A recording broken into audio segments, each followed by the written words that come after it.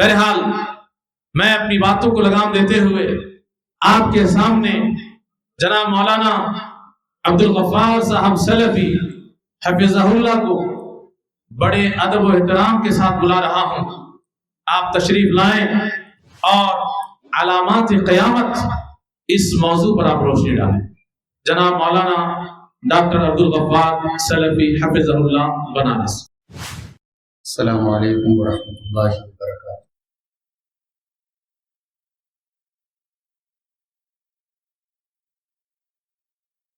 الحمد للہ نحمده ونستعینه ونستغفره ونعوذ باللہ من شرور انفسنا ومن سیئات اعمالنا من يهده الله فلا مضل له ومن يضلل فلا هادي له وأشهد أن لا إله إلا الله وحده لا شريك له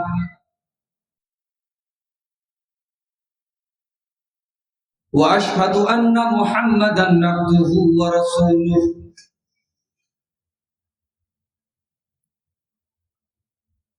يا أيها الذين آمنوا اتقوا الله حق تقاته ولا تموتن إلا وأنتم مسلمون. يا أيها الناس اتقوا ربكم الذي خلقكم من نفس واحدة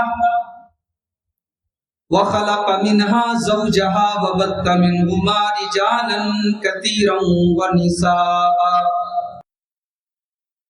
واتقوا الله الذي تساءلون به والأرحام إن الله كان عليكم رقيبا.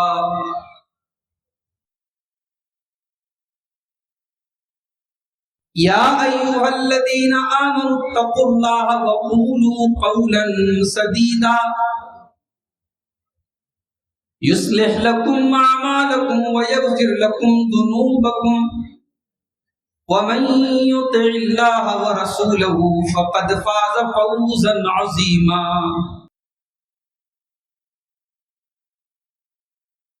أما بعد فإن خير الحديث كتاب الله وخير الهدي هدي محمد صلى الله عليه وسلم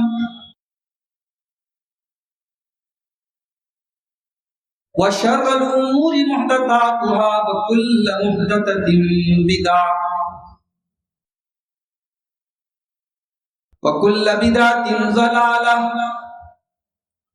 وكل ضلالة في النار. اعوذ باللہ من الشیطان الرجیم. بسم اللہ الرحمن الرحیم. فَهَلْ يَنْظُرُونَ إِلَّا السَّاعَةَ أَن تَأْتِيَهُم بَغْتَةً فَقَدْ جَاءَ أَشْرَاطُهَا فَأَنَّىٰ لَهُمْ إِذَا جَاءَتْهُمْ ذِكْرَاهُمْ.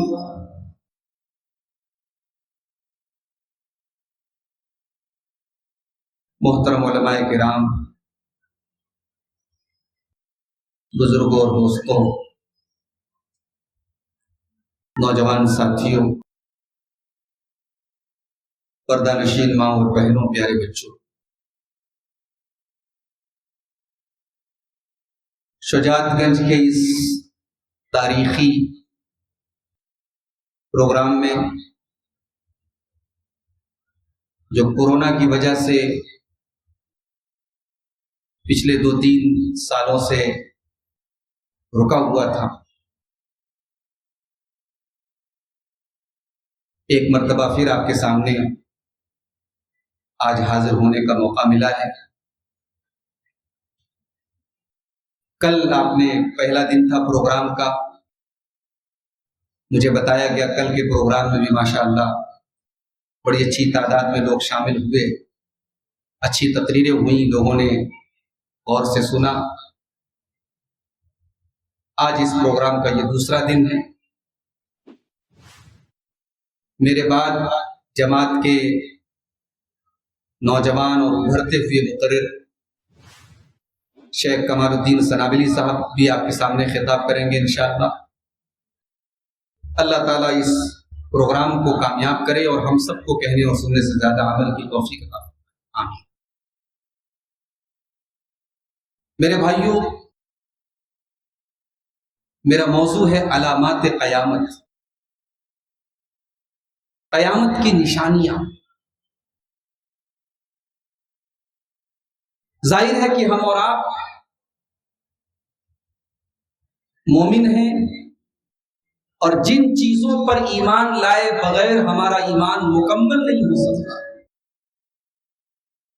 اس میں سے ایک چیز قیامت بھی ہے۔ بلکہ اگر آپ غور کریں گے تو عام طور سے قرآن میں جہاں بھی توحید کا ذکر ہے، یہ میری بات نوٹ کیجیے، قرآن کریم میں جہاں بھی توحید کا ذکر ہے، آپ غور کیجئے گا اس کے آس پاس آخرت کا ضرور ذکر ہے۔ توحید اور آخرت کے بیچ میں بڑا گہرا تعلق ہے۔ اگر ایک انسان توحید کو مانتا ہے، اللہ کو ایک مانتا ہے، اللہ ہی کی عبادت کرتا ہے، اور وہ قیامت کو نہیں مانتا، وہ آخرت کو نہیں مانتا، تو اس کی توحید کا کوئی مطلب نہیں۔ توحید کا تقاضا یہ ہے کہ آپ قیامت کے اوپر ایمان لائیں۔ اسی لیے جب ہم اور آپ نماز کے اندر سورہ فاتحہ پڑھتے ہیں اور اس میں ہم اللہ تعالیٰ کی تعریف کرتے ہیں، اس کی توحید کا اقرار کرتے ہیں،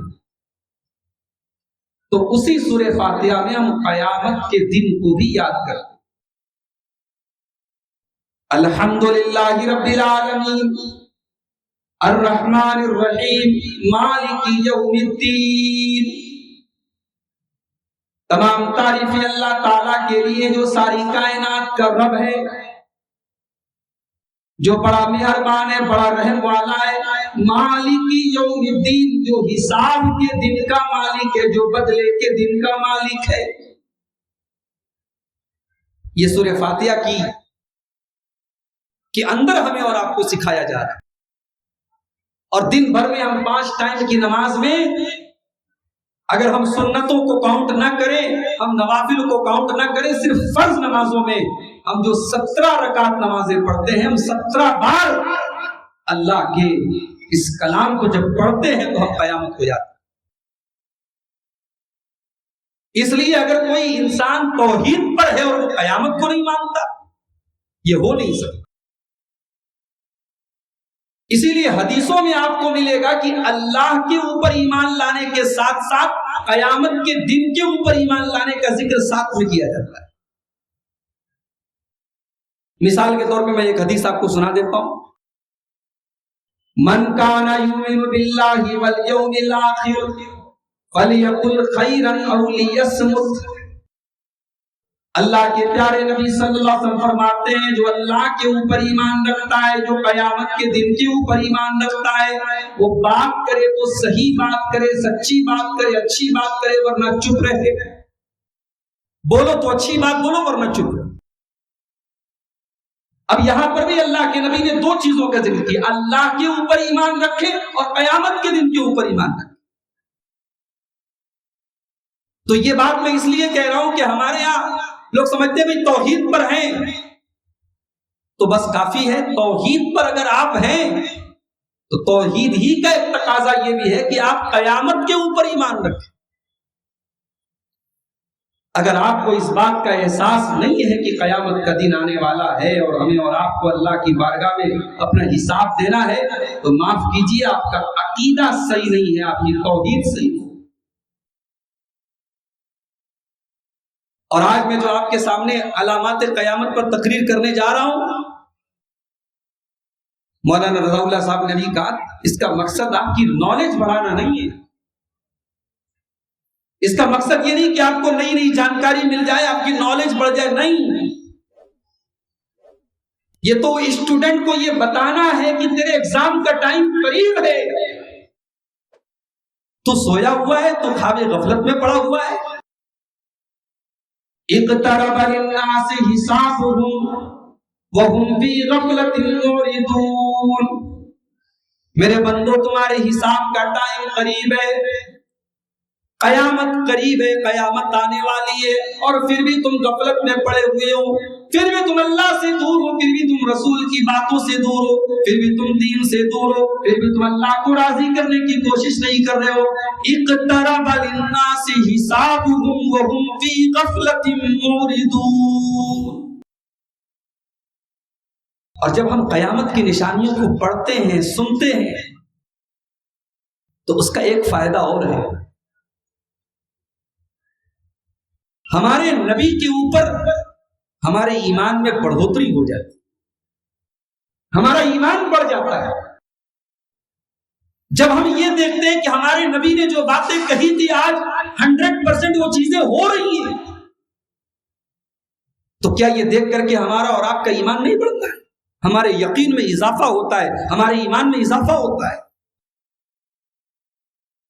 جب ہم یہ دیکھتے ہیں کہ قیامت کی ایک ایک نشانی جو اللہ کے نبی نے بتائی ہے وہ ایک ایک کر کے سامنے آ رہی ہے، تو ہمارے اندر یہ جذبہ بھی پیدا ہوتا ہے کہ اب ہم دیر نہ کریں، اب ہم نیکی کی طرف آگے بڑھیں، اب ہم بہت ہم نے گناہوں میں زندگی گزار دی، اب ہم اچھے کاموں کی طرف بڑھیں، ہم نیکی کے کاموں کی طرف۔ اور قیامت کی نشانیوں کو بیان کرنے کا ایک مقصد یہ بھی ہے میرے بھائی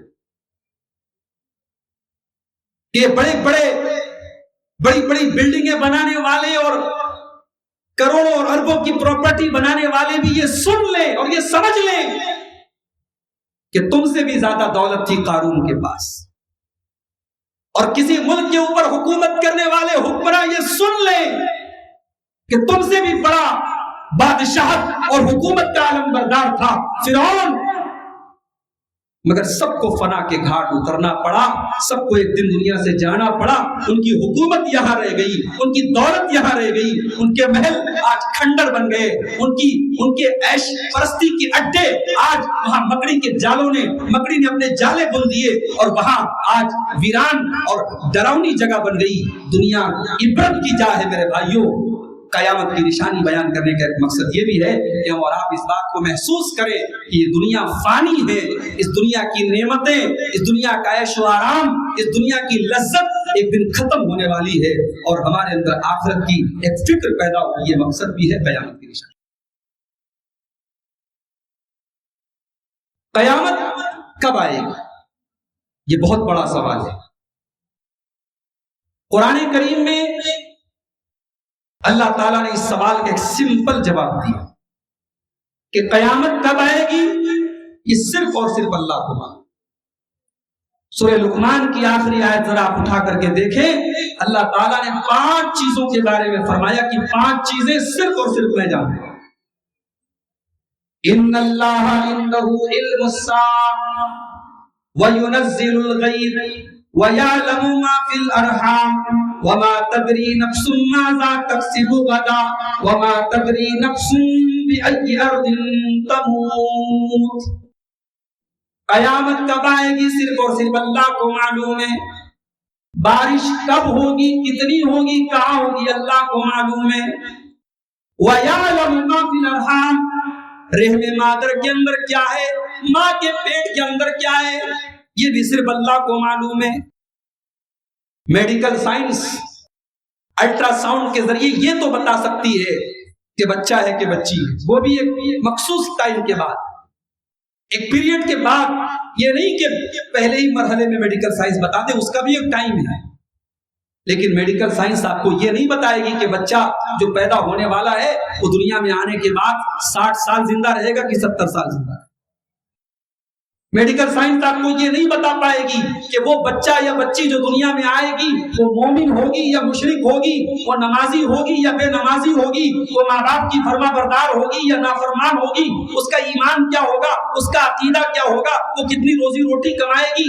یہ تمام باتیں اگر کوئی جانتا ہے تو صرف اور صرف اللہ ہے۔ وَيَعْلَمُ مَا فِي الْأَرْحَامِ، رحم مادر کے اندر کیا ہے، ماں کے پیٹ میں کیا ہے، صرف اور صرف اللہ کو معلوم ہے۔ وما تدری نفس ماذا تکسب غدا، اور کوئی نہیں جانتا کہ وہ کل کیا کرے گا۔ ہم لوگ تو پلاننگ بنا کے چلتے ہیں 10 برس بعد، سامان 100 برس کا ہے، پل کی خبر نہیں۔ 100 برس کے بعد کی پلاننگ بناتا ہے انسان، اور کل کیا ہوگا کسی کو نہیں پتا۔ وَمَا تَدْرِي نَفْسٌ بِأَيِّ أَرْضٍ تَمُوتُ، اور کوئی نہیں جانتا کہ وہ کہاں پر مرے گا، کب مرے گا یہ تو چھوڑ دو، کہاں مرے گا یہ بھی کوئی نہیں جانتا۔ خالد بن ولید پوری دنیا کی تاریخ کا وہ کمانڈر جس نے زندگی میں کبھی کوئی جنگ نہیں ہاری۔ جب تک خالد بن ولید مسلمان نہیں ہوئے تھے، مشرکوں کے لیے لڑتے تھے، تب بھی انہوں نے کوئی جنگ نہیں ہاری۔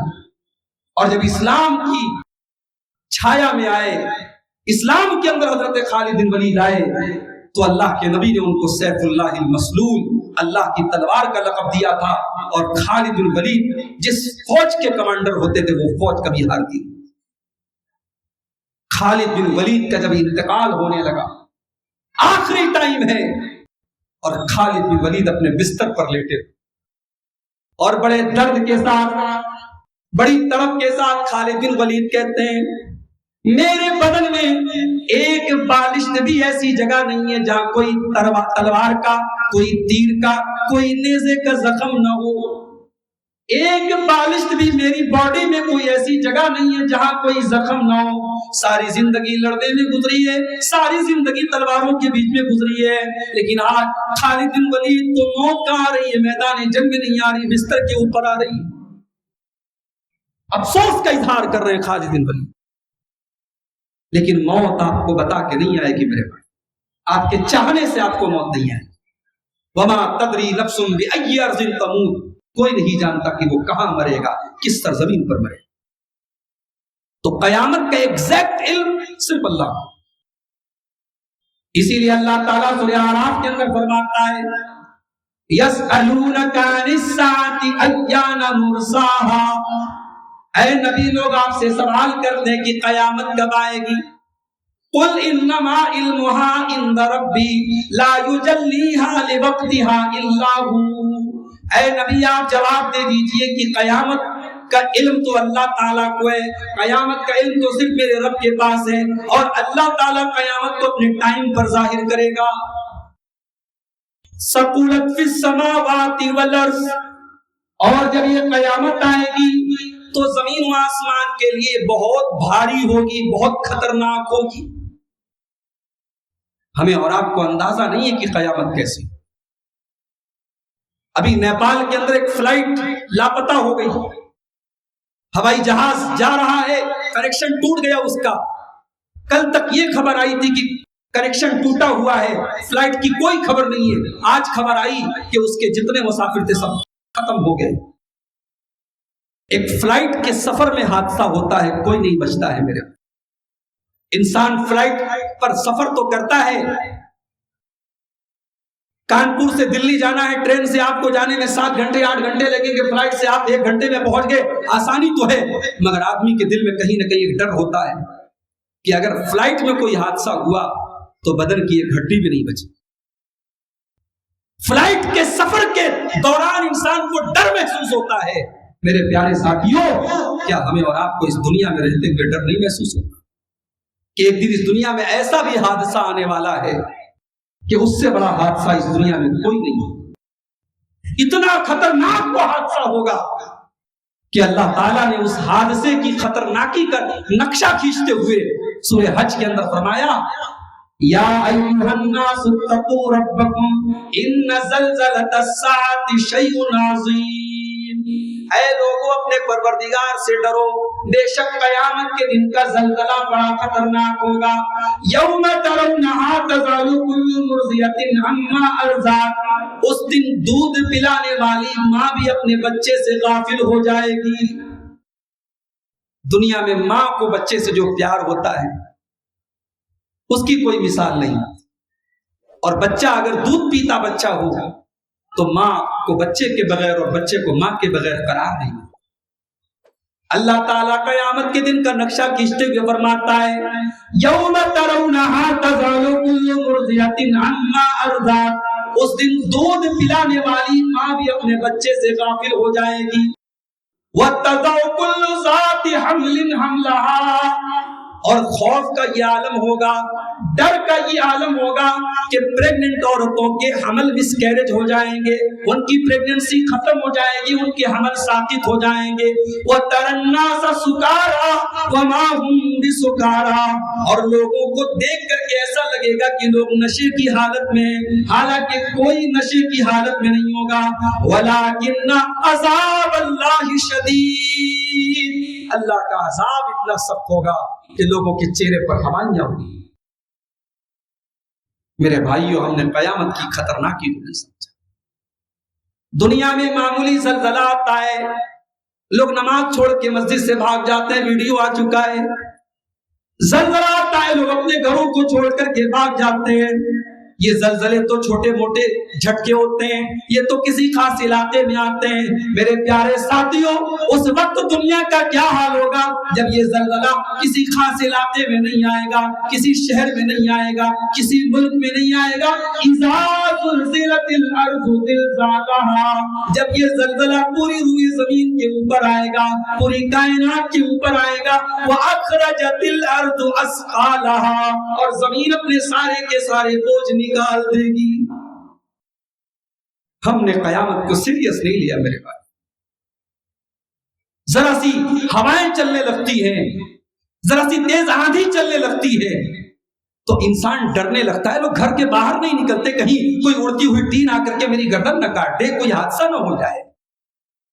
میرے پیارے ساتھیوں, تم ذرا سی بارش اور ذرا سی آندھی اور ذرا سی گرمی اور ذرا سی سردی کو برداشت نہیں کر پاتے ہو. قیامت کے دن تو دنیا کا پورا نظام ہی بدل دیا جائے گا. اذا الشمس كورت واذا النجوم انكدرت واذا الجبال سيرت واذا العشار عطلت واذا الوحوش حشرت. آسمان, یہ آسمان سورج بے نور ہو جائے گا, سورج کو لپیٹ دیا جائے گا, ستاروں کی روشنی ختم ہو جائے گی, پہاڑوں کو روئی کی طرح جلا دیا جائے گا, سمندروں کو کھولا دیا جائے گا, 10 ماہ کی گاؤں کو چھوڑ دیا جائے گا, ہر طریقے کے جنگلی جانور اکٹھا ہو جائیں گے. یہ جو عالم ہوگا میرے پیارے ساتھیوں, ہم نے اس کو سیریس نہیں لیا, اس کو سنجیدگی سے نہیں. ثقلت فی السماوات والارض.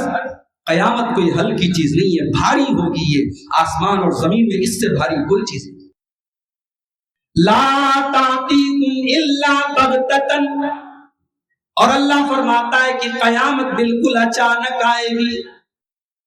بخاری کے الفاظ ہیں, اللہ کے نبی فرماتے ہیں 2 آدمی دکان پر کھڑے ہوں گے. کپڑا بیچنے والے نے کپڑا ناپ رہا ہوگا, دکاندار کو کسٹمر پیسہ دینے والا ہوگا, ابھی وہ کپڑا لپیٹ کر کے کسٹمر کو لوٹا نہیں پائے گا. حتی یقوم الساعہ, اتنے میں قیامت آ جائے گی. جانور کا دودھ دونے کے لیے اس کے تھن کو دودھ دونے والا ہاتھ لگائے گا, ابھی اس کے دودھ کو وہ برتن میں منتقل نہیں کر پائے گا. حتی تقوم الساعہ, یہاں تک کہ قیامت آ جائے گی. اچانک آئے گی. یسألونک کأنک حفی عنہا. اے میرے نبی, لوگ آپ سے سوال کرتے ہیں قیامت کے بارے میں, ایسا سمجھتے ہیں کہ قیامت کا آپ کو نالج ہے, قیامت کا آپ کو علم ہے. قل انما علمها عند اللہ. اے نبی آپ جواب دے دیجئے, قیامت کا علم تو صرف اللہ تعالیٰ کو ہے. ولکن اکثر الناس لا یعلمون, لیکن اکثر لوگ اس بات کو نہیں جانتے. قیامت کا ایگزیکٹ علم صرف اللہ تعالیٰ. اللہ نے اپنے آخری نبی کو بھی نہیں بتایا کہ قیامت کب آئے. بڑی مشہور حدیث ہے, حدیث جبریل. کبھی سنی ہوگی آپ نے جمعہ کے خطبے میں یا تقریر میں. حدیث جبریل ایک لمبی حدیث ہے. حضرت جبریل علیہ السلام انسان کی شکل میں آئے تھے اللہ کے رسول کے پاس, اور اللہ کے رسول سے دین کے بارے میں سوالات کر. اسی میں ایک سوال کیا تھا حضرت جبریل نے, متی الساعہ, قیامت کب آئے گی؟ اللہ کے پیارے نبی نے کیا جواب دیا؟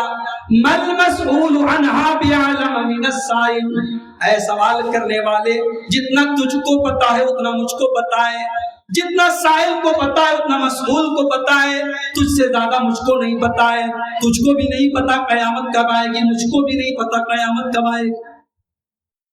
تو قیامت کب آئے گی اس کا ایگزیکٹ علم صرف اللہ، لیکن اس کی کچھ نشانیاں، کچھ علامتیں، کچھ سنکیت، کچھ سمبلز، کچھ انڈیکیشنز اللہ تعالیٰ نے اپنے نبی کو بتائے اور نبی نے اپنی امت کو۔ اب یہ جو نشانیاں ہیں قیامت کی، ان کو علماء نے دو کیٹیگری میں بانٹا ہے، ایک ہے علامات کبریٰ اور ایک ہے علامات صغریٰ، قیامت کی بڑی نشانیاں اور قیامت کی چھوٹی نشانیاں۔ قیامت کی بڑی نشانیاں کون سی ہیں؟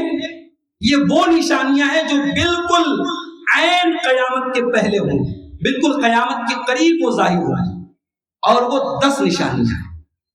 آئیے وہ حدیث آپ کو پڑھ کے سنا دیتا ہوں، صحیح مسلم کی روایت ہے، حدیث کے راوی ہیں حضرت حذیفہ ابن اسید غفاری رضی اللہ عنہ۔ ایک قبیلہ تھا، قبیلہ بنو غفار، اسی قبیلے کے تھے حضرت ابو ذر غفاری، ان کو بہت سارے لوگ ابو ذر غفاری بولتے ہیں، غفاری نہیں غفاری ہے، غفاری غین کے اوپر زیر پڑا جائے گا، غفاری۔ تو اسی قبیلے کے یہ تھے حضرت حذیفہ بن اسید غفاری۔ یہ کیا کہتے ہیں کہ ہم لوگ بیٹھے ہوئے تھے، اتنے میں اللہ کے رسول صلی اللہ علیہ وسلم آئے اور آپ نے ہمیں دیکھا کہ ہم بات کر رہے ہیں۔ اطلع علینا النبی صلی اللہ علیہ وسلم ونحن نتذاکر، اللہ کے پیارے نبی آئے اور ہم آپس میں ڈسکس کر رہے تھے، باتیں کر رہے تھے۔ تو اللہ کے نبی نے پوچھا ما تتذاکرون، تم لوگ کیا بات کر رہے ہو، کیا ڈسکس کر رہے ہو؟ آج ہمارے دور میں اگر اللہ کے نبی آ جائیں اور ہم سے اور آپ سے پوچھ لیں کہ ما تتذاکرون، کیا ڈسکس کر رہے ہو، تو ہم لوگ کیا جواب دیں گے؟ ہم لوگ یہی ڈسکس کر رہے ہیں، حکومت یہ کر رہی ہے اور سرکار یہ کر رہی ہے اور اتر پردیش میں یہ ہو رہا ہے، ممبئی میں یہ ہو رہا ہے اور فلاں جگہ یہ ہو رہا ہے۔ ہم لوگوں کی تو ڈسکشن یہی ہوتا ہے، ہماری گفتگو اور ہماری ڈسکشن اور ہماری آپس کی بات چیت کا ٹاپک یا تو دنیا ہے، یا دنیا کی سیاست ہے، یا دنیا کی حکومت ہے، یا دنیا کے حالات ہیں۔ ہم قیامت پر کب ڈسکشن کرتے ہیں میرے بھائی؟ چاہے کہ ہوٹلوں میں بیٹھ کر کوئی قیامت کے بارے میں بات تو نہیں کرتے، لوگ ایک دوسرے کے گھروں میں بیٹھ کر کوئی قیامت کے بارے میں، کوئی آخرت کے بارے میں، کوئی اپنے دین کے بارے میں بات تو نہیں کرتا۔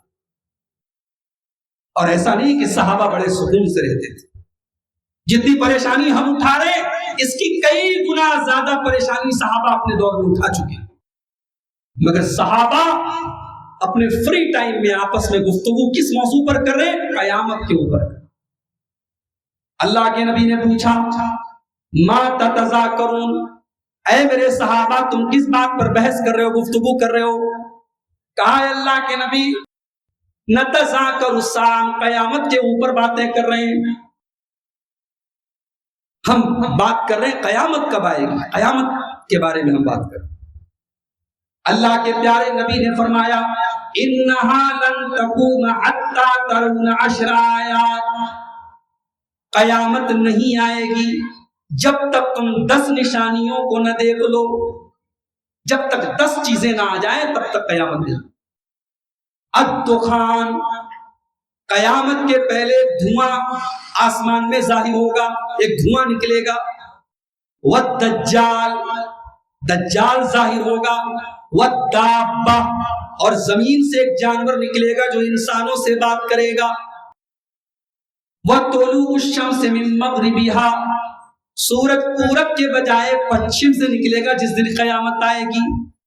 ونزول عیسی ابن مریم، اور عیسیٰ علیہ السلام آسمان سے دنیا میں آئیں گے، اتریں گے۔ ویاجوج وماجوج، اور یاجوج ماجوج نام کی 2 فسادی قومیں، خوخار قومیں ظاہر ہوں گی، نکلیں گی۔ وَثَلَاثَةُ خُسُوفٍ، اور 3 جگہوں پر زمین کو دھسا دیا جائے گا۔ خَسْفٌ بِالْمَشْرِقِ وَخَسْفٌ بِالْمَغْرِبِ، ایک تو پورب دنیا کے پورب میں زمین کو دھسایا جائے گا اور ایک پچھم میں زمین کو دھسایا جائے گا، وَخَسْفٌ بِجَزِيرَةِ الْعَرَبِ، اور ایک عرب کے اندر زمین کو دھسایا جائے گا، 3 جگہوں پر زمین کو دھسا دیا جائے گا۔ اور قیامت کی 10ویں نشانی وَآخِرُ ذَلِكَ نَارٌ تَخْرُجُ مِنَ الْيَمَنِ، اور قیامت کی آخری نشانی یہ ہے کہ آگ نکلے گی یمن سے، تطرد الناس الی محشرہم، اور وہ آگ لوگوں کو ہانکے گی، لوگوں کو ڈھکیلے گی میدان محشر کی طرف۔ یہ ٹوٹل 10 نشانیاں ہیں، ان کو علامات کبریٰ کہا جاتا ہے، اس پر آج ہم بات نہیں کریں گے کیونکہ پھر بات بہت لمبی ہو جائے۔ یہ 10 نشانیاں ہیں، یہ علامات کبریٰ ہیں، یہ بالکل قیامت کے پہلے ہیں۔ دوسری وہ نشانیاں ہیں جن کو علامات صغریٰ کہا جاتا ہے، قیامت کی چھوٹی نشانی جو بہت ساری ہو چکی ہیں، بہت ساری ظاہر ہو رہی ہیں اور آگے ظاہر ہونے والی ہیں۔ میں ان نشانیوں پر آج تھوڑی سی آپ کے سامنے انشاءاللہ روشنی ڈالوں۔ تو آئیے بات شروع کرتے ہیں۔ قیامت کی سب سے پہلی نشانی اللہ کے پیارے نبی کا دنیا میں آنا۔ یہاں ایک بات اور نوٹ کر لیجیے کہ قیامت کی ساری نشانیاں خراب نہیں ہیں۔ جب ہم قیامت کی نشانیوں کی بات کرتے ہیں، اس کا مطلب یہ نہیں کہ وہ ساری کی ساری چیزیں بالکل غلط ہیں۔ بھئی قیامت کے پہلے مال بہت ہوگا، تو کیا مال کا ہونا غلط ہے؟ نہیں، کوئی غلط بات نہیں۔ تو قیامت کی نشانیوں میں کچھ چیزیں ایسی ہیں جو حرام ہیں، کچھ چیزیں ایسی ہیں جو جائز ہیں، کچھ چیزیں ایسی ہیں جو بہتر ہیں۔ تو قیامت کی ہر نشانی بری نہیں ہے، یہ بات بھی نوٹ کر لیں۔ تو قیامت کی پہلی نشانی اللہ کے پیارے نبی جناب محمد رسول اللہ صلی اللہ علیہ وسلم کا دنیا میں تشریف لانا، آپ کا مبعوث ہونا، آپ کا نبی بن کر کے دنیا میں آنا، یہ قیامت کی پہلی نشانی۔ اللہ کے پیارے نبی فرماتے ہیں، بخاری اور مسلم کی روایت ہے، بُعِثْتُ أَنَا وَالسَّاعَةُ كَهَاتَيْنِ، اللہ کے نبی نے اپنی بیچ کی انگلی اور اپنی سبابہ انگلی، ان دونوں انگلیوں کو ایسے دکھا کر کے فرمایا کہ میں اور قیامت ایسے بھیجے گئے جیسے یہ دونوں انگلیاں ہیں، جیسے ان دونوں انگلیوں کے بیچ میں کوئی اور انگلی نہیں ہے، دونوں ایک دوسرے کے ساتھ اٹیچ ہیں۔ اسی طریقے سے میں اللہ کا آخری نبی ہوں، اب میرے بعد کوئی نبی آنے والا نہیں ہے، اب میرے بعد دنیا کی عمر کم ہے، مجھ سے پہلے جتنے نبی آئے وہ آ چکے، اب میں آخری نبی ہوں، میں خاتم النبیین ہوں، میں قیامت کے پہلے بھیجا گیا ہوں، میں اور قیامت بالکل قریب ہے۔ ایک اور حدیث میں اللہ کے پیارے نبی فرماتے ہیں، بُعِثْتُ أَنَا فِي نَسَمِ السَّاعَةِ، میں قیامت کے پہلے کی ہواؤں کے اندر بھیجا گیا ہوں۔ صبح سویرے جو ہوا چلتی ہے اس کو عربی میں نسیم یا نسم بولتے ہیں، نسیم یا نسم بولتے ہیں صبح سویرے کی ہوا کو۔ تو جو صبح کی جو ہوا ہوتی ہے وہ اس بات کی علامت ہوتی ہے کہ اب دن نکلنے والا ہے، اب دن شروع ہونے والا ہے۔ اللہ کے پیارے نبی فرماتے ہیں، میں قیامت کے پہلے کی ہواؤں میں بھیجا گیا ہوں، یعنی میرے آنے کا مطلب ہے کہ اب دنیا میں قیامت آنے والی۔ اور آگے بڑھیے، قیامت کی اگلی نشانی غزوہ تبوک کا موقع ہے۔ اللہ کے پیارے نبی اپنے حجرے کے اندر بیٹھے ہوں گے، صحیح مسلم کی روایت ہے، حضرت عوف بن مالک رضی اللہ تعالیٰ عنہ کہتے ہیں کہ میں اللہ کے نبی کے پاس گیا غزوہ تبوک کے موقع پر، آپ اپنے چمڑے کے حجرے میں تشریف فرمائے، آپ نے مجھ کو دیکھ کر کے اپنی انگلی سے اشارہ کیا اور آپ نے فرمایا، اے عوف بن مالک، اعدد ستن بین یدی الساعہ، قیامت کے پہلے تو 6 چیزوں کو شمار کر لینا، 6 چیزیں قیامت کے پہلے ضرور آئیں گی۔ نمبر 1، موتی، اے عوف بن مالک، جب مجھے موت آ جائے، جب میں دنیا سے چلا جاؤں، میری وفات ہو جائے، میرا انتقال ہو جائے، تو سمجھ جاؤ کہ اب قیامت کی ایک نشانی ظاہر ہو گئی۔ اللہ کے نبی کی وفات اس امت کی تاریخ کا سب سے دردناک تھی۔ حضرت انس بن مالک رضی اللہ تعالیٰ عنہ کہتے ہیں کہ جس دن اللہ کے پیارے نبی مدینہ میں آئے، اس دن سے زیادہ مدینہ کے اندر کوئی روشن دن نہیں تھا، اور جس دن جناب محمد رسول اللہ صلی اللہ علیہ وسلم کی وفات ہوئی، اس دن سے زیادہ تاریخ دن ہوئی۔ اس سے بڑا حادثہ اس امت نے نہیں دیکھا میرے بھائی۔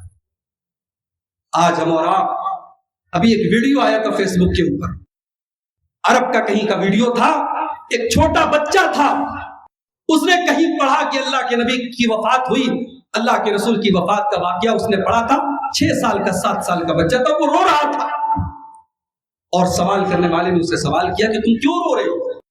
تو اس نے کہا کہ میں اپنے نبی مصطفیٰ صلی اللہ علیہ وسلم کی وفات اور آپ کی جدائی کے غم میں رو رہا ہوں۔ میرے پیارے ساتھیوں، اب آپ تصور کریں کہ آج 1400 سوا 1400 ساڑھے 1400 سال کے بعد ایک امتی کے اندر، ایک عام امتی کے اندر اپنے نبی سے ملنے کی ایک تڑپ ہوتی ہے، اپنے نبی کے دیدار کی ایک تڑپ ہوتی ہے، اور اپنے نبی کا نام سن کر کے ایک احساس محبت کا پیدا ہوتا ہے۔ اب آپ سوچئے کہ وہ صحابہ جو اپنی جان سے بڑھ کر کے اللہ کے نبی سے پیار کرتے تھے، اپنے بال بچوں سے بڑھ کر کے اللہ کے نبی سے پیار کرتے تھے، ان صحابہ کے دلوں پر کیا بیتی ہوگی جب انہیں اللہ کے نبی کے وفات کی خبر ملی۔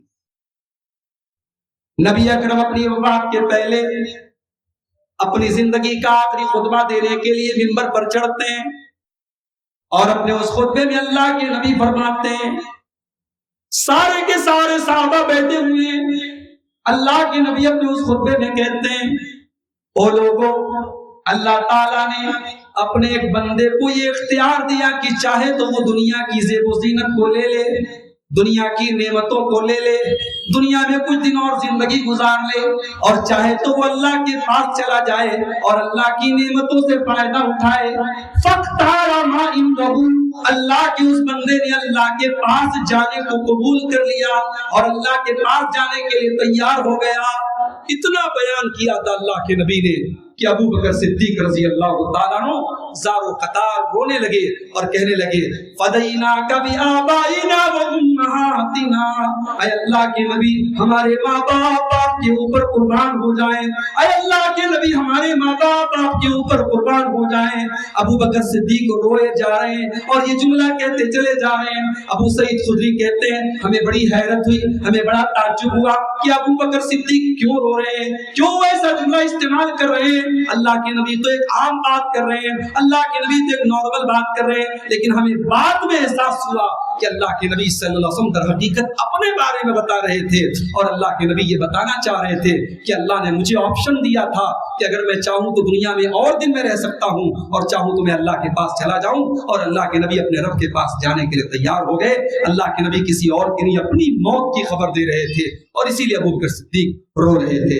میرے پیارے ساتھیوں، آپ حدیث کی کتابوں میں ذرا وہ حالات اور ان واقعات کو دیکھیے جن حالات میں اللہ کے نبی کا انتقال، اللہ کے نبی کا جب انتقال ہوتا ہے، عمر فاروق رضی اللہ تعالیٰ عنہ تو اپنے دماغ کے اوپر کنٹرول کھو دیتے ہیں اور کہتے ہیں کہ جو یہ کہے گا کہ محمد صلی اللہ علیہ وسلم کو موت آ گئی، میں اس کی گردن مار دوں گا۔ آپ کبھی مر نہیں سکتے، آپ کو موت نہیں آ سکتی، آپ کی وفات نہیں ہو سکتی، آپ تو موسیٰ علیہ السلام کی طرح کوئے طور کے اوپر گئے اور 40 دن میں آپ واپس آ جائیں گے، اور جو لوگ یہ کہہ رہے ہیں کہ آپ کی وفات ہو گئی، آپ ان کی گردن مار دیں گے۔ یہ عمر فاروق کے جملے تھے، جو اللہ کے نبی کے کتنے بڑے صحابی ہیں، مگر اس موقع پر سمجھداری کا ثبوت دیا تھا اور دانش مندی کا ثبوت دیا تھا حضرت ابو بکر صدیق رضی اللہ تعالیٰ عنہ نے۔ انہوں نے اپنے جذبات پر کنٹرول رکھا۔ جب ان کو پتا لگا کہ اللہ کے رسول کی وفات ہوئی ہے، وہ آئے اور ڈائریکٹ مسجد میں داخل ہوئے، اور آتے ہی حضرت عمر فاروق بڑے غصے کے عالم میں کھڑے تھے، کہا بیٹھ جاؤ عمر۔ عمر کھڑے ہیں، عمر بیٹھنے کے لیے بھی تیار نہیں ہوئے، اندر گئے، اللہ کے رسول کے حجرے میں داخل ہوئے، اور اللہ کے نبی کی وفات ہو چکی ہے، آپ کا جسم اطہر آپ کے بستر پر، آپ کو جو ہے آپ کا جسم اطہر موجود ہے۔ حضرت ابوبکر صدیق آپ کی پیشانی کو چومتے ہیں اور کہتے ہیں، اس اللہ کی قسم جس کے ہاتھ میں میری جان ہے، اللہ تعالیٰ آپ کے اوپر 2 موت کو جمع نہیں کرے گا۔ دنیا میں سب کو ایک موت آتی ہے، وہ موت آپ کو آ چکی ہے میرے حبیب، اللہ آپ کو 2 موت عطا نہیں کرے گا۔ اس کے بعد مسجد میں آئے اور اللہ کے نبی کے منبر کے بازو میں اس کے بغل میں کھڑے ہو گئے، اور کھڑے ہو کر کے حضرت ابوبکر صدیق نے وہ خطبہ دیا تھا جو پوری دنیا کی تاریخ ایک یادگار خطبہ تھا، اور اسی خطبے میں حضرت ابوبکر صدیق نے سورہ آل عمران کی وہ آیت پڑھی تھی، وما محمد الا رسول، محمد تو اللہ کے رسول ہے، قد خلت من قبلہ الرسل، آپ کے پہلے بھی دنیا میں رسول آئے ہیں، افإن مات، اگر آپ کی وفات ہو جائے او قتل یا آپ کو قتل کر دیا جائے انقلبتم علی اعقابکم تو کیا تم اپنی ایڑیوں کے بل پلٹ جاؤ گے؟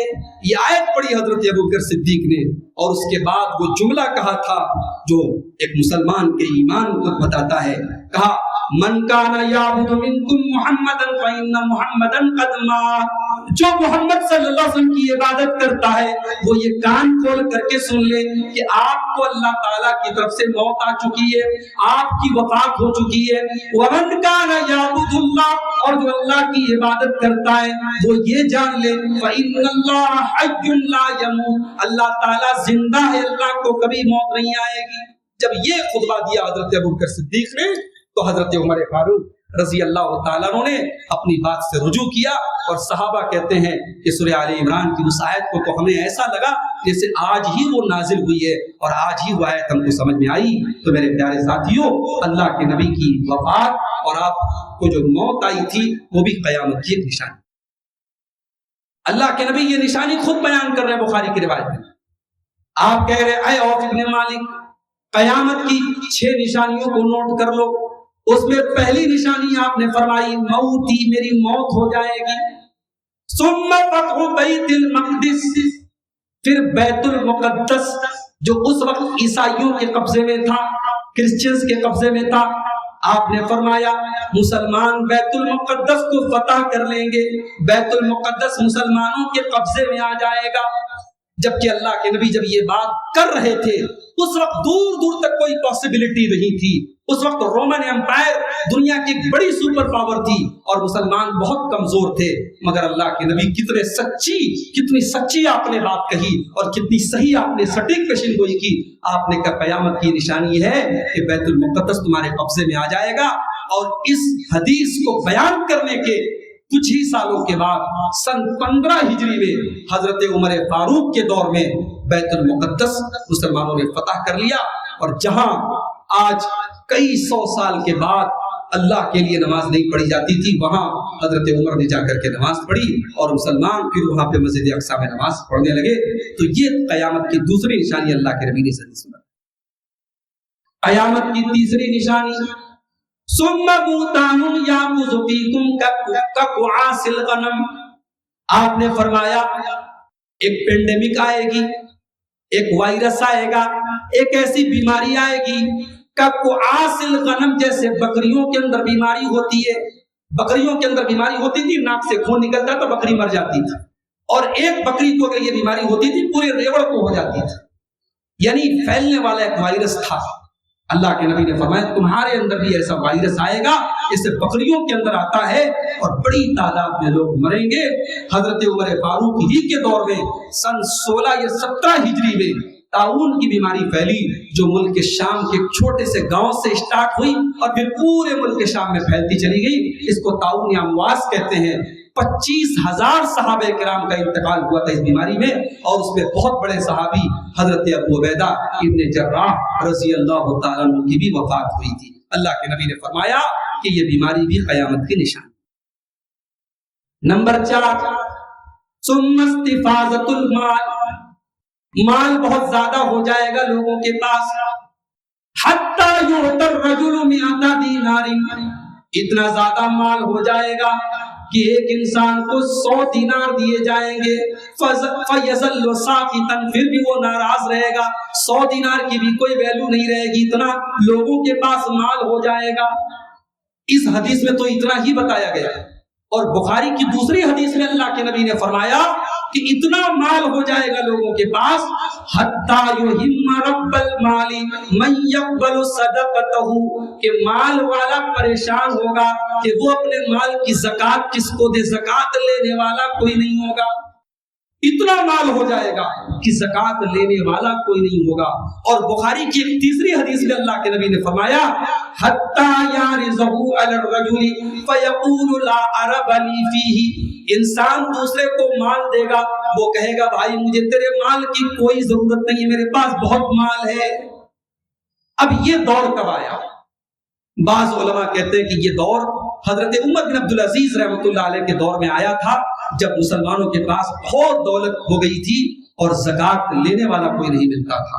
اور بعض علماء کہتے ہیں کہ یہ حالات ابھی نہیں آئے ہیں، یہ قیامت کے پہلے حضرت عیسیٰ علیہ السلام کا جب دور آئے گا ان کے دور میں یہ حالات آئیں گے کہ اتنا مال لوگوں کے پاس ہو جائے گا کہ زکوٰۃ لینے والا کوئی نہیں ہوگا، اور ایک انسان دوسرے کو مال دے گا اور وہ انکار کرے گا مجھے تیرے مال کی کوئی ضرورت نہیں۔ تو اس حدیث میں یہ قیامت کی چوتھی نشانی بیان کی گئی کہ مال اتنا زیادہ ہو۔ قیامت کی پانچویں نشانی ثم فتنة لا يبقى بيت من العرب الا دخلته، پھر اے اوف ابن مالک قیامت کی پانچویں نشانی تم شمار کر لو، تم گن لو کہ ایک ایسا فتنہ پیدا ہونے والا ہے اس کی عرب کا کوئی گھر ایسا نہیں ہوگا جس گھر میں وہ فتنہ نہ پہنچ جائے۔ اب یہ کون سا فتنہ ہے؟ بعض علماء کہتے ہیں کہ صحابہ کرام کے درمیان جب اختلاف ہوا اور جنگ ہوئی، وہ جو حالات تھے ان حالات کی طرف اس حدیث میں اشارہ کیا گیا ہے۔ اور بعض علماء کہتے ہیں کہ فتنہ کا لفظ عام ہے، مختلف دور میں الگ الگ فتنے پیدا ہوئے اور آج بھی طرح طرح کے فتنے پیدا ہوئے ہیں۔ آج آپ دیکھیے دین کے نام پر دین سے دور کرنے والے فتنے، اسلام کے نام پر اپنی منمانی اسلام کی تشریح اور اسلام کا مطلب بیان کرنے والے سو کالڈ اسکالر پیدا ہو رہے ہیں۔ کوئی حدیث کا انکار کر رہا ہے، کوئی عذاب قبر کا انکار کر رہا ہے، کوئی جنت میں شاپنگ مال کو تلاش کر رہا ہے، کوئی جنت کا مذاق اڑا رہا ہے۔ آج بھی طرح طرح کے فتنے پیدا ہو رہے ہیں۔ اب یہاں پر رک کر کے ہم اس حدیث کو ذرا دیکھیں۔ اللہ کے پیارے نبی جناب محمد رسول اللہ صلی اللہ علیہ وسلم ایک مرتبہ مدینہ کے پہاڑ کے اوپر چڑھے۔ حضرت اسامہ ابن زید کہتے ہیں، بخاری کے الفاظ ہیں، آپ مدینہ کے پہاڑ کے اوپر چڑھے، آپ کے ساتھ صحابہ بھی تھے۔ آپ نے صحابہ سے کہا انی لأری الفتن خلال بیوتکم مواقع القطر، اے میرے صحابہ میں دیکھ رہا ہوں کہ تمہارے گھروں میں فتنے پیدا ہونے والے ہیں۔ جیسے بارش ہوتی ہے تو بارش کے قطرے تمہارے گھر کے اندر چلے جاتے ہیں، اسی طریقے سے بہت سارے فتنے پیدا ہو رہے ہیں جو تمہارے گھروں کے اندر چلے جائیں گے۔ آج آپ دیکھ لیجئے بہت سارے فتنے ہیں، بہت سارے فتنوں کو ہم سمجھتے ہیں اور بہت سارے فتنوں کو ہم سمجھتے نہیں ہیں، وہ ہمارے گھروں میں داخل ہو چکے۔ آج کتنے نوجوان ہیں جن کو دین کے نام پہ اتنا متشدد بنا دیا گیا ہے کہ وہ دین کے نام پر دین سے دور ہیں، دین کے نام پر کہیں خارجیت پنپ رہی ہے، کہیں کوئی دہشت گردی کے راستے کی طرف جا رہا ہے، کوئی دین کے نام پر دین سے دور ہو رہا ہے۔ یہ طرح طرح کے فتنے اللہ کے نبی نے فرمایا قیامت کے پہلے کے ساتھ۔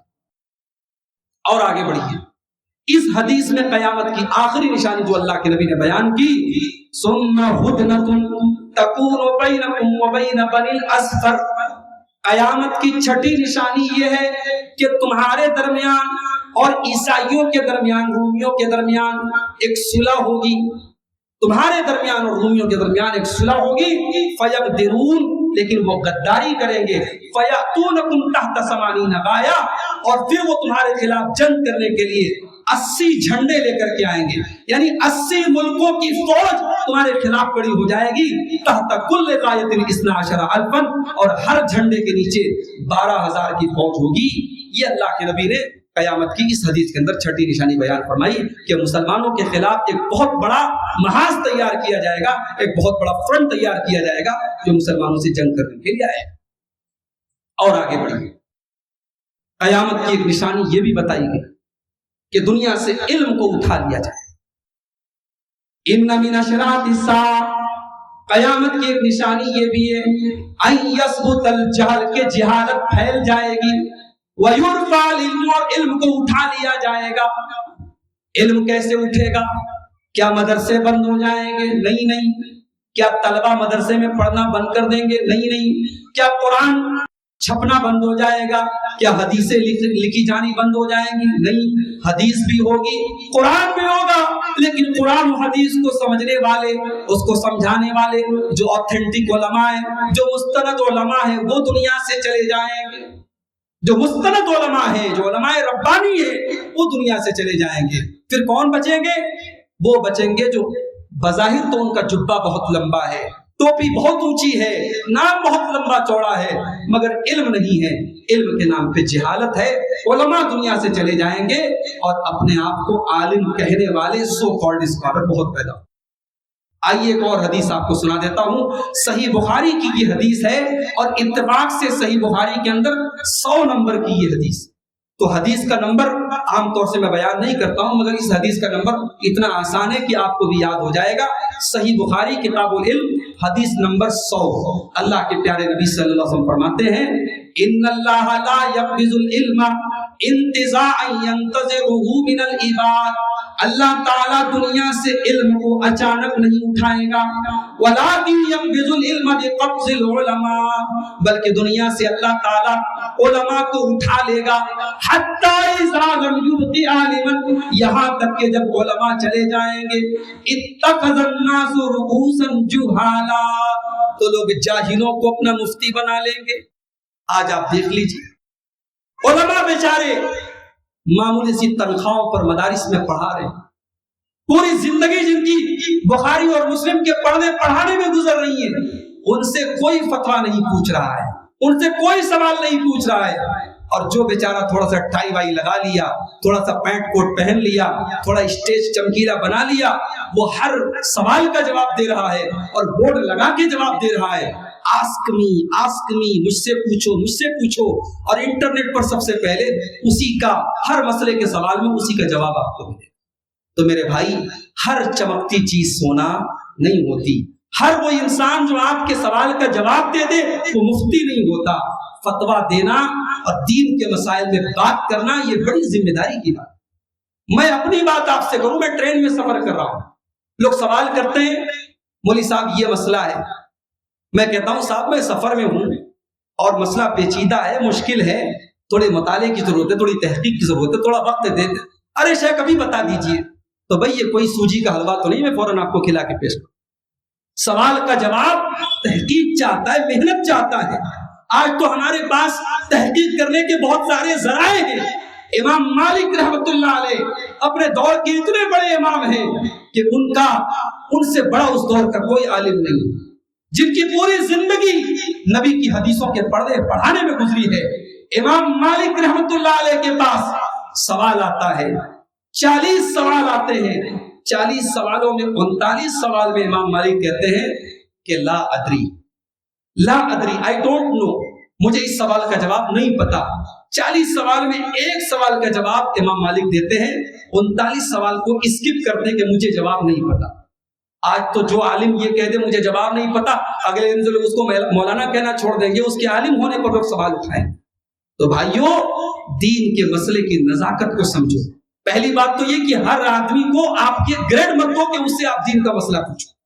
آج کل انٹرنیٹ پر بہت ساری سسٹرز آ رہی ہیں جو ماشاءاللہ تقریر کر رہی ہیں اور یوٹیوب کے اوپر ان کے بیانات آ رہے ہیں. پہلی بات تو یہی اعتراض کی بات ہے. عورتوں کا عالم بننا غلط نہیں ہے، عورت کا تقریر کرنا غلط نہیں ہے، عورت کا فتویٰ دینا بھی غلط نہیں ہے، مگر ایک عورت یوٹیوب کے اوپر اپنے بیانوں کو اپلوڈ کرے اور دنیا جہان کے مرد و عورت اس کی تقریروں کو سنے، یہ قطعاً مناسب نہیں ہے. یہ سلف کا طریقہ نہیں رہا ہے، یہ صحابہ کا طریقہ نہیں رہا، یہ تابعین کا طریقہ نہیں رہا ہے. اور پھر وہ مسائل جو گہرے مسائل ہیں، وہ مسائل جو باریک مسائل ہیں، وہ مسائل جس کا جواب دینے کے لیے اچھی خاصی صلاحیت چاہیے. آج یہ سسٹرز جو قرآن کی ایک آیت ڈھنگ سے نہیں پڑھ سکتی، جو اللہ کے رسول کی ایک حدیث نہیں پڑھ سکتی، صاحب وہ جو ہے جواب دے رہی ہیں اور باقاعدہ فیس بک پر ان کے لاکھوں فالوور ہیں، یوٹیوب کے اوپر ان کے لاکھوں فالوور. تو میرے نوجوانوں، آپ کو اس چیز کی نزاکت کو سمجھنا پڑے گا. یہ قیامت کی ایک نشانی ہے. آج بہت سارے انجینئر صاحب ہیں، کوئی ایڈوکیٹ صاحب ہیں، کوئی فلانے صاحب ہیں، وہ بیچارے جب تقریر کرتے تو انگلش بہت بولتے ہیں. تو کوئی اگر انگلش بہت بولتا ہے تو اس کا مطلب یہ نہیں کہ وہ مفتی ہو گیا، وہ علامہ ہو گیا. یا کوئی اگر حدیثوں کا نمبر بتا رہا ہے تو صاحب وہ بہت قابل ہو گیا. قابلیت اور صلاحیت انگلش جھاڑنے سے اور حدیثوں کا نمبر بیان کرنے سے نہیں. قابلیت اس سے آتی ہے کہ آپ نے علم کہاں سے حاصل کیا، آپ نے کس سے علم حاصل کیا، آپ کا استاذ کون ہے، آپ نے کس ادارے سے پڑھا ہے. آپ کا کوئی تعلیمی بیک گراؤنڈ نہیں، آپ نے 4 کتابوں کی اسٹڈی کی اور آپ نے جو ہے ایک بہترین اسٹیج سجا لیا, ایک اچھا سا چینل بنا لیا اور آپ فتویٰ دینے لگے, تو یہ قیامت کی ایک نشانی ہے. اللہ کے نبی نے فرمایا حتی اذا لم یبق عالما, جب علماء دنیا سے چلے جائیں گے, جب اللہ تعالیٰ علماء کو باقی نہیں رکھے گا, اتخذ الناس رؤوسا جہالا, تو جاہلوں کو لوگ اپنا سردار اور مفتی بنائیں گے اور جاہل فتویٰ دیں گے. فافتوا فضلوا واضلوا, اور خود بھی گمراہ ہوں گے اور دوسروں کو بھی گمراہ. اسی طریقے سے قیامت کی ایک نشانی یہ بھی ہے کہ اس امت کے لوگ یہود و نصارہ کے طریقے پر چلیں گے. اللہ کے پیارے نبی فرماتے, بخاری کے الفاظ ہیں, لا تقوم الساعة حتى تأخذ امتی بأخذ القرون قبلها, قیامت اس وقت تک نہیں آئے گی جب تک میری امت کے لوگ اپنے سے پہلے کی قوموں کے طریقے پر نہیں چلیں گے. شبرم میں شبرم, وہ ایک بالست چلیں گے تو یہ بھی ایک بالست چلیں گے. وذراعم بذراع, اگر وہ ایک ہاتھ چلیں گے تو یہ بھی ایک ہاتھ چلیں گے. مسلمان آج برتھڈے منا رہا ہے, بڑے بڑے شاپنگ مال میں, بڑے بڑے شو روم میں باقاعدہ پیسے دے کر کے شو روم کو بک کیا جاتا ہے, ریسٹورنٹ کو بک کیا جاتا ہے کہ بھائی میرے بچے کا آج برتھڈے ہے, میں دھوم دھام سے مناؤں گا. ابھی حیدرآباد کا ایک واقعہ میں نے انٹرنیٹ پر دیکھا کہ حیدرآباد میں ایک صاحب نے اپنی بیٹی کی شادی کی, 16 کروڑ روپے خرچ کیے اپنی بیٹی کی شادی, 16 کروڑ روپے اپنی بیٹی کی شادی پر خرچ کیے. اور انہی کے محلے کی مسجد کا امام تھا, اس بیچارے کی بیوی بیمار ہو گئی, وہ 8-10 دن کے لیے گھر چلا گیا بیوی کی دیکھ ریکھ کرنے کے لیے, تو 4 دن لیٹ ہو گیا, اور جب وہ واپس لوٹا ہے تو اپنی بیٹی کی شادی پر 16 کروڑ روپے خرچ کرنے والے نے اپنی مسجد کے امام کی تنخواہ میں سے 4000 روپے کاٹ لیے کہ تم 4 دن لیٹ آئے. یہ اس قوم کا حال ہے. اس کے بعد اگر اس قوم کے اوپر جوتے پڑ رہے ہیں تو میرے بھائیوں ہمیں کوئی حیرت نہیں کرنی چاہیے. ہم نے یہ سمجھ رکھا ہے مال ہمارا ہے, ہمارے باپ کا ہے, ہم جیسے چاہے ویسے خرچ کریں. ہماری بیٹی کی شادی ہے, ہم ایسی شادی کریں کہ پورے کانپور میں, پورے شجاعت گنج میں اتنی دھوم دھام سے کسی کی شادی. دولت اللہ کی امانت ہے میرے بھائی. اگر دولت کا آپ نے استعمال غلط کیا تو وہ غریب جو ایک جھوپڑی میں رہتا ہے اس سے زیادہ حساب اللہ کو آپ کے یہاں دینا پڑے گا. دولت اپنے ساتھ امتحان لے کر کے آتی ہے. میرے پیارے ساتھیوں, آج ہم اور آپ اپنی دولت کو کہاں کہاں لٹا رہے ہیں. کوئی برتھ ڈے منا رہا ہے, کوئی اینیورسری منا رہا ہے, کوئی ویلنٹائن ڈے منا رہا ہے, کوئی چاکلیٹ ڈے منا رہا ہے. جو زندگی میں باپ کی کبھی قدر نہیں کرتا وہ فادرز ڈے منا رہا ہے. جس نے کبھی ماں سے ڈھنگ سے بات نہیں کی وہ مدرس ڈے منا رہا ہے. یہ ڈے منانے سے کام نہیں چلے گا میرے بھائی. ماں ہمیشہ احترام کے قابل ہے, باپ ہمیشہ احترام کے قابل ہے. بیوی سے ہمیشہ محبت کرنی چاہیے. بیوی سے محبت کرنے کے لیے 14 فروری کا انتظار کرنے کی ضرورت نہیں ہے. باپ سے محبت کرنے کے لیے فادرز ڈے کا انتظار کرنے کی ضرورت نہیں ہے. آج یہ امت دوسروں کے نقش قدم پہ چل.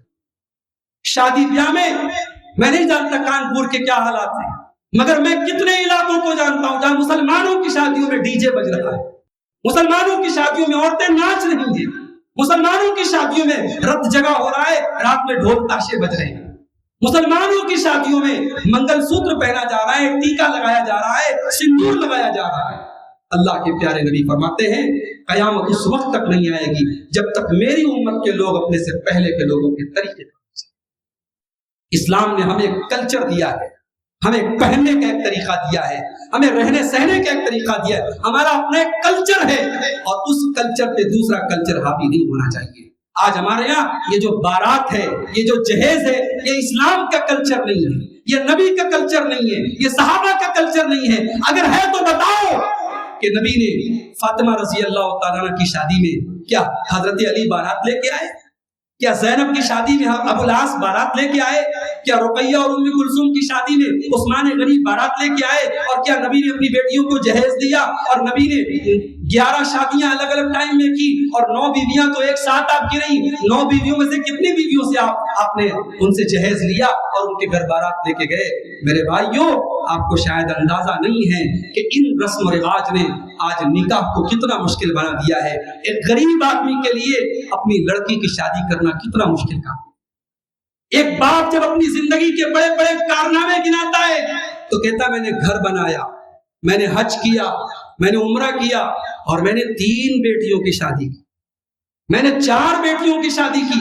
گویا 4 بیٹیوں کی 3 بیٹیوں کی شادی کرنا اتنا بڑا اور اتنا مہنگا اور اتنا بھاری بھرکم کام ہے کہ آج بڑے بڑے کارنامے جب انجام دیے جاتے ہیں تب کہا جاتا ہے میں نے 3 بیٹیوں کی شادی کی۔ میرے بھائیوں، ان شادیوں کو اتنا مشکل مت بناؤ کہ باپ قرضے لے کر کے اپنی بیٹی کے جہیز کا انتظام کرے، باپ قرضے لے کر کے ایک دن کی خوشی کے لیے اپنے 200 باراتیوں کے کھانے کا انتظام کرے۔ نکاح کو آسان بناؤ اور غیروں کے طریقے سے پر مت چلو۔ من تشبہ بقوم فہو منہم، جو کسی قوم کے طریقے پر چلے گا کل قیامت کے دن وہ انہی لوگوں کے ساتھ کھائے۔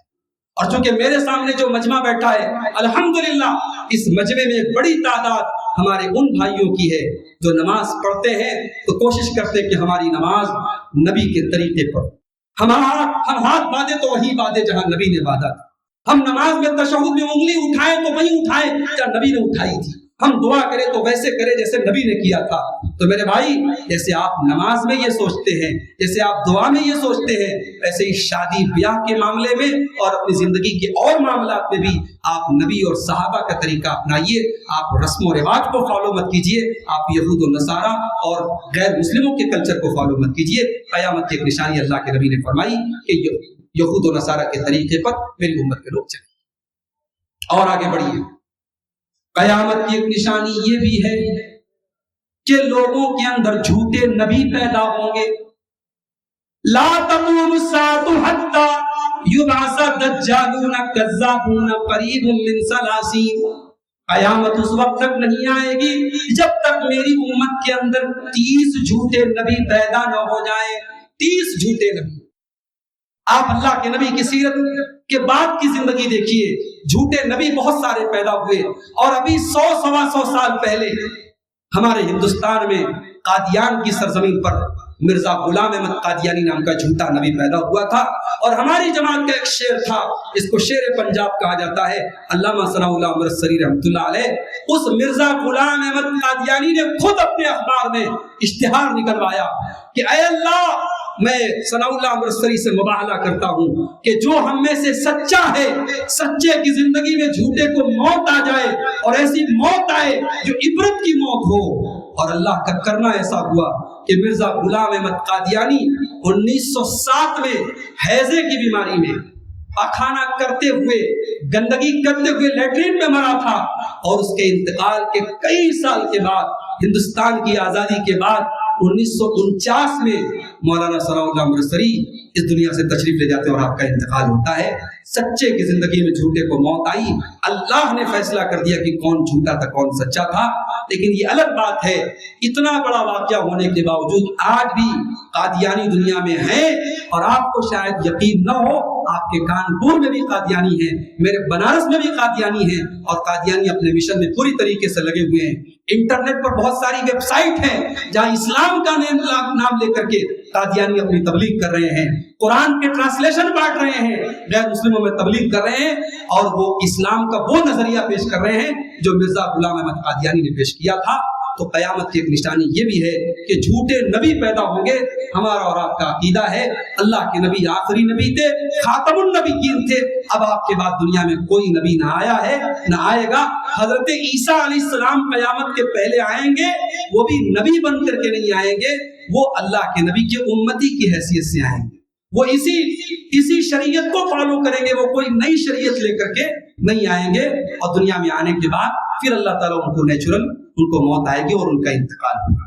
تو یہ بھی قیامت کی ایک نشانی ہے کہ دنیا میں 30 جھوٹے نبی پیدا۔ اور آگے بڑھیے، قیامت کی ایک نشانی یہ بھی ہے، مسجدیں تو بڑی شاندار بنا لی جائیں گی، مسجدوں کے اندر ماربل بھی بچھا دیے جائیں گے، سنگ مرمر بھی لگا دیے جائیں گے، اے سی بھی لگا دی جائے گی، لیکن مسجدوں کو آباد کرنے والے لوگ نہیں ہوں گے۔ لا تقوم الساعة حتى يتباهى الناس في المساجد، قیامت اس وقت تک نہیں آئے گی جب تک لوگ مسجدوں کے اوپر فخر کرنے لگیں گے۔ जब तक लोग मस्जिदों के ऊपर फख्र नहीं करने लगेंगे तब तक कयामत नहीं आएगी। आज मस्जिदों के ऊपर भी फख्र किया जा रहा है। मेरे मोहल्ले की मस्जिद तो इतनी शानदार है, मेरा मीनार तो ऐसा है, मेरी डिजाइन तो ऐसी है। आज मस्जिदों की डिजाइन पर तो फख्र किया जा रहा है, मगर मस्जिदों की नमाजियों की तादाद पर कोई फख्र नहीं कर रहा है। आज हम मस्जिदों को लेकर के आज परेशान हैं, क्योंकि मुल्क के हालात ऐसे हैं। कब कौन सी मस्जिद में कौन से पत्थर और डिजाइन की बुनियाद पर यह कह दिया जाए कि यहाँ मस्जिद नहीं है, यहाँ फला मजहब का इबादत खाना है। हालात ये हो चुके हैं। और कौन सी मस्जिद के बारे में ऑर्डर आ जाए कि इसका सर्वे कराया जाए और इसकी जांच कराई जाए, ये हालात हैं मेरे प्यारे साथियों। मगर हम और आप कम से कम अपने मोहल्ले की मस्जिद को आबाद तो कर सकते हैं। मस्जिद तो बना ली शक भर में, ईमान की हरारत वालों ने, मन अपना पुराना पापी था, बरसों में नमाजी बन न सका। हम मस्जिदों को आबाद करें, मस्जिदों के डिजाइन पर फख्र करना बंद करें। कयामत की एक निशानी ये भी है कि मेयार बदल जाएगा, स्टैंडर्ड बदल जाएंगे। झूठे को लोग सच्चा कहेंगे, सच्चे को झूठा कहेंगे। मीडिया सच को झूठ बना देगा और झूठ को सच बना देगा। और आज मीडिया वो काम कर रहा है, जिसको चाहता है झूठा बना देता है, जिसको चाहता है सच्चा बना देता है।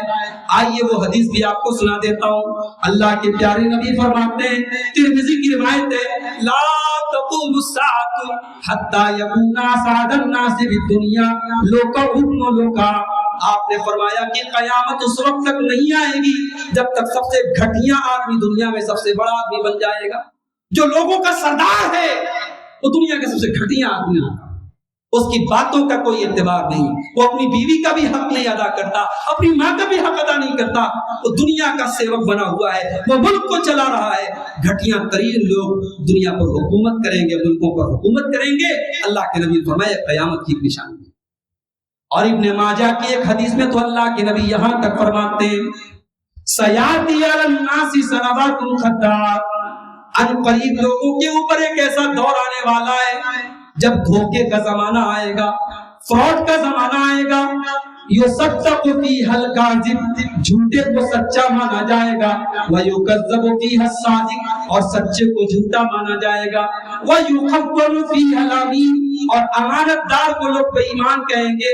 व युतमनु फ़ीहल ख़ाइन, और बेईमान आदमी को अमानत दी जाएगी।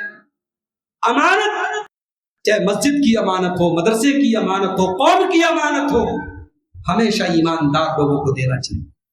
फला साहब का बड़ा दबदबा है, बड़ा रोब है, समाज में बड़ा रसूख है, इस बुनियाद पर किसी को मस्जिद की जिम्मेदारी नहीं देनी चाहिए। ये जिम्मेदारी अमानत है और अमानत सही लोगों को देनी चाहिए। अल्लाह के प्यारे नबी फरमाते हैं कयामत की निशानी ये भी है कि बेईमान लोगों को अमानत दी जाए। वयंतिक़ु फ़ीहा रुबई बिज़क़्क़, और अल्लाह के प्यारे नबी फरमाते हैं कि घटिया लोग, रुबई बिज़ा टाइप के लोग बड़ी बड़ी बातें करेंगे। सहाबा ने पूछा, अल्लाह के नबी ये रुबई बिज़ा क्या है? आपने फरमाया, अर्रजुलु ताफ़िहु फ़ी अम्रिल आम्मा, जो घटिया आदमी होगा, जिसको बात करने की तमीज नहीं है, जिसके अंदर जर्रा बराबर अक्ल नहीं है, बेवकूफ आदमी मुल्कों पर हुकूमत करेगा, लोगों पर हुकूमत करेगा। ऐसे लुच्चे लफंगे टाइप के लोग लोगों पर हुकूमत करेंगे। ये कयामत की निशानी। इसी तरीके से कयामत की एक निशानी ये भी है कि ज़िनाकारी और बदकारी फैल जाएगी।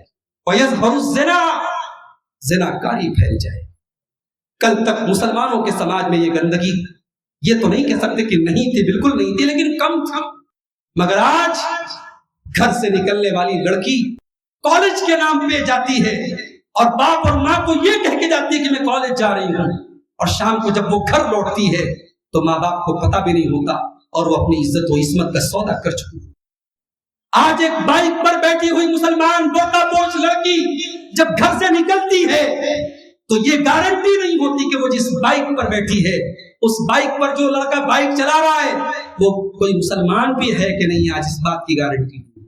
आज कितनी तस्वीरें ऐसी आ रही हैं, कितने वीडियोस ऐसे आ रहे हैं कि मुसलमान लड़कियां आज गैरों के साथ बाइक पर सफर कर रही हैं, और फोटोज तो सिर्फ बाइक के मिल रहे हैं, सड़कों के मिल रहे हैं, रेस्टोरेंट के मिल रहे हैं, लेकिन बात काफी आगे तक जा चुकी है मेरे भाइयों।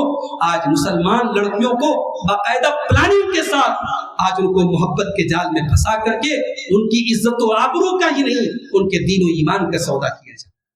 یہ بھی اللہ کے نبی نے قیامت کی نشانی بیان کی. وَيَظْهَرُ الزِّنَا، زناکاری پھیل جائے، بے حیائی پھیل جائے گی. آج کانپور جیسے شہر میں آپ کے سامنے بیٹھا ہوں، آج ہماری مسلمان لڑکیاں، آج ہمارے اور آپ کے گھروں میں جو ڈریس پہنی جا رہی، جو کپڑے پہنے جا رہے ہیں، جو نقاب پہنے جا رہے ہیں، کیا ہمیں اور آپ کو اس بات کا احساس نہیں ہو رہا ہے کہ ہم شریعت کی حدوں کو پامال کر رہے ہیں؟ اب تو نقاب ایسے پہنے جا رہے ہیں، اتنے ٹائٹ اور اتنے بےہودہ کہ اللہ کی قسم اس ٹائٹ نقاب کے مقابلے میں ایک غیر مسلم عورت جو ڈھیلا ڈھالا کپڑا پہن کے چل رہی ہے وہ زیادہ بہتر ہے بنسبت اس مسلمان عورت کے جو اتنے ٹائٹ اور اتنے چست نقاب میں جا رہی ہے کہ اس کے پورے بدن کو وہ نمایاں کرتی چلی جائے. اور اللہ کے پیارے نبی کی وہ حدیث بالکل ہو ہماری آنکھوں کے سامنے آ جاتی ہے. اس میں اللہ کے نبی نے فرمایا کہ میری امت کے کچھ لوگ جہنم میں جائیں گے، میں نے ان کو نہیں دیکھا. اس میں وہ عورتیں بھی ہوں گی، وَنِسَاءٌ كَاسِيَاتٌ عَارِيَاتٌ مُمِيلَاتٌ مَائِلَاتٌ، ایسی عورتیں جو کپڑا پہننے کے باوجود ننگی ہوں گی. جب تک کورونا نہیں تھا مسلمان عورتیں مکمل نقاب پہنتی تھیں.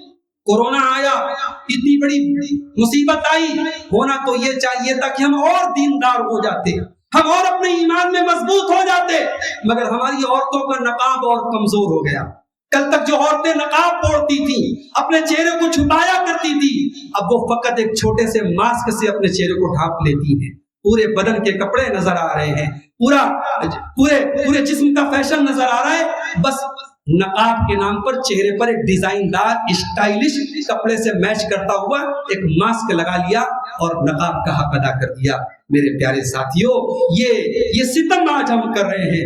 اللہ کے پیارے نبی فرما رہے ہیں وَنِسَاءٌ كَاسِيَاتٌ عَارِيَاتٌ مُمِيلَاتٌ مَائِلَاتٌ، ایسی عورتیں آئیں گی جو کپڑا پہننے کے باوجود ننگی ہوں گی اور وہ غیر مردوں کو اپنی طرف مائل کریں گی، اور ان کا ہیئر اسٹائل، ان کے بالوں کا جوڑا اونٹ کے کوہان کی طرح ہوگا.